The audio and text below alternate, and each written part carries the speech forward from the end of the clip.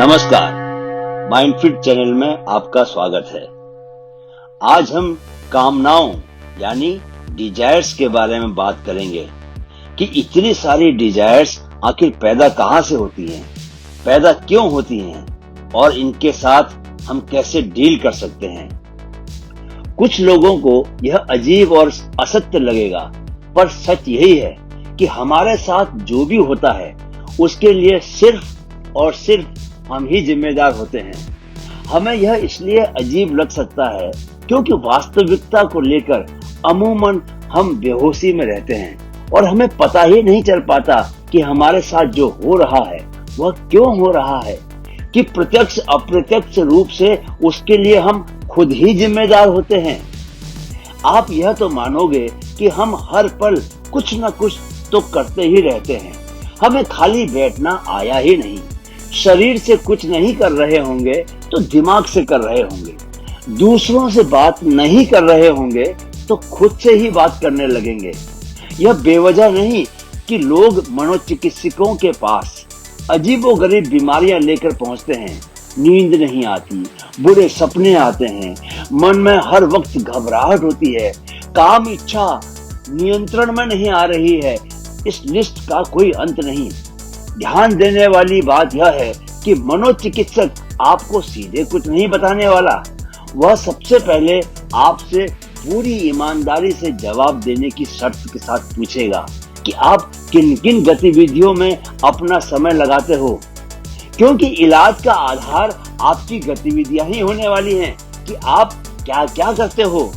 वह आपको कुछ काम करने से मना करते हुए कुछ नए काम करने को कहेगा।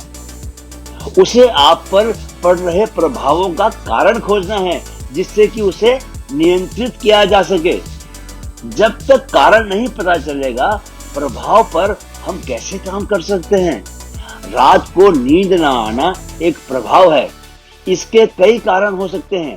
दिन में सो जाना, ज्यादा सोचते रहना, घबराहट होना, मोबाइल की लत लगना। अब जैसे कई युवा और बड़ी उम्र के लोग भी अपनी सेक्सुअल डिजायर्स यानी यौन इच्छाओं को लेकर परेशान रहते हैं। उन्हें लगता है कि उनकी इच्छाएं उनके नियंत्रण से बाहर जा रही हैं। नियंत्रण रहेगा कैसे?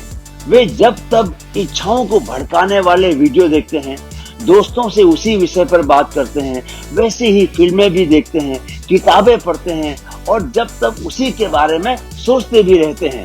आंखें बंद कर वैसे ही दृश्य देखते हैं, विजुअलाइज करते हैं। चारों ओर से कामनाओं को जगाने वाली चीजों की ऐसी बमबारी के बीच कैसे वह इच्छा सोई रह सकेगी?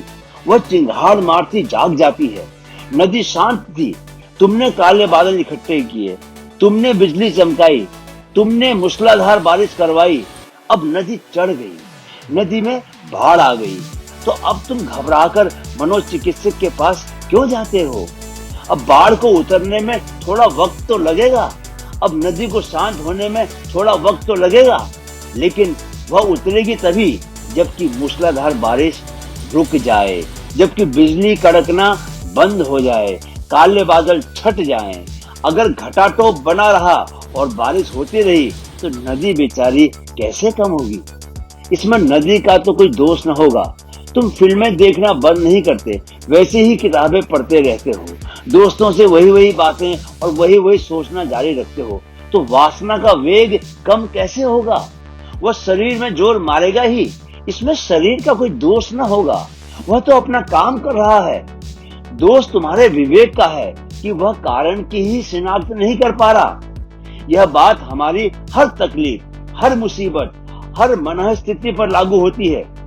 हर तकलीफ, हर मुसीबत और हर मनःस्थिति के लिए हमारी ही बेहोशी जिम्मेदार है, क्योंकि हम उन्हें आकार लेते नहीं देख पाए। आसमान में बादल आते हैं, लेकिन उसकी प्रक्रिया समुद्रों की सतह से शुरू हो जाती है। वहां से सूर्य की गर्मी से पानी वाष्पीभूत होकर ऊपर उठता है। हमें पानी के वाष्प में बदलकर ऊपर उठने की प्रक्रिया नहीं दिखती, वह हो तो रही होती है ना। हमें सीधे बादल दिखते हैं, सीधी तकलीफ, मुसीबत या खराब मनःस्थिति दिखती है। हमें सिर्फ यह दिखता है कि हमारी ट्रेन छूट गई, हमारा हवाई जहाज छूट गया, हमें अपना घर से देरी से निकलना नहीं दिखता, हमें अपना फाइनल परीक्षाओं में फेल होना दिखता है, साल भर पढ़ाई न करना नहीं दिखता। अगर सब दिखने लगे तो यह समझने में देर नहीं लगेगी कि हमारे जीवन में 99% 99% घटनाओं के लिए सिर्फ हम जिम्मेदार होते हैं। हम खुद ही तय करते हैं कि हमारे जीवन का ऊंट किस करवट बैठता है। थोड़ा सा सजग अलर्ट होने की जरूरत है, बस अपनी हरकतों पर नजर रखने की जरूरत है, बस।